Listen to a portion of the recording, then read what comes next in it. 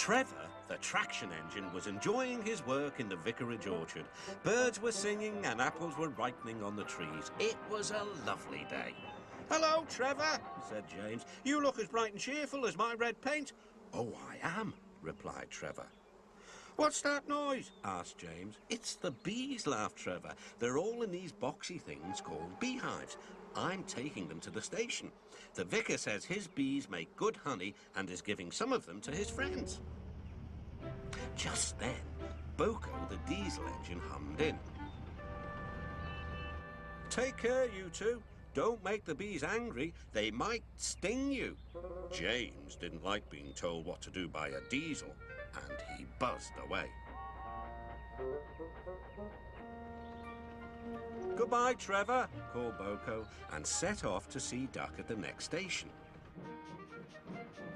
Bill and Ben, the tank engine twins, were busy arranging trucks, but they scampered off when they saw Boko.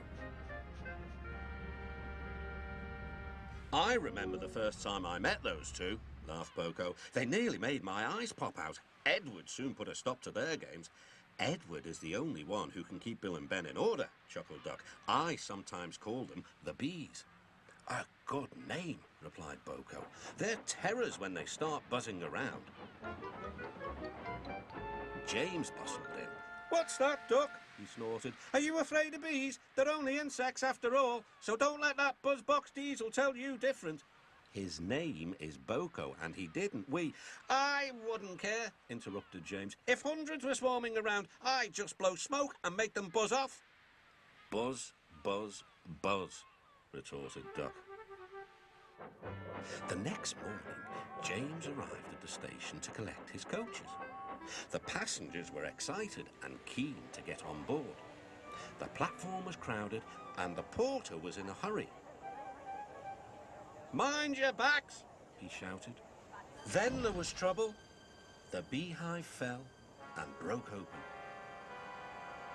The station cleared like magic. James heard a familiar buzzing. The bees were too cold to be cross, so they buzzed around the fireman hoping he'd mend their hive, but he didn't understand, nor did his driver. So the bees turned to James. His boiler was nice and warm. Buzz off, hissed James. One bee burnt his foot. "Ooh, ah, phew, phew." The bee thought James had burnt him on purpose.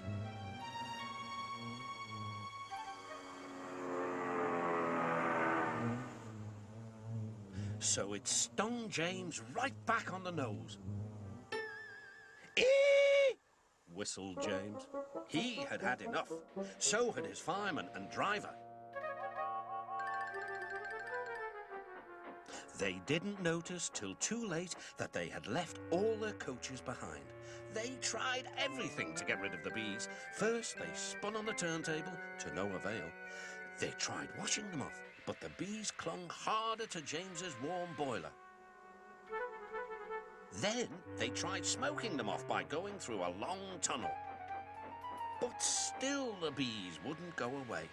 "It's no good, James," said his driver. "We'll just have to go back to the orchard and fetch another hive." James's reply was drowned by the sound of buzzing.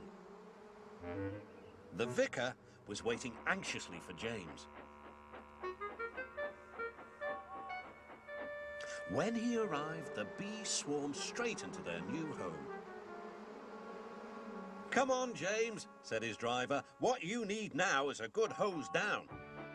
Later that evening, James was resting in the shed when the vicar came to see him. "Thank you for saving my bees," he said. "It's a pity it's not Christmas, then we could call you James the Red-Nosed Engine." Everyone laughed, even James, but instead they decided to call James the Bee's Knees, which means they thought he was more useful than ever.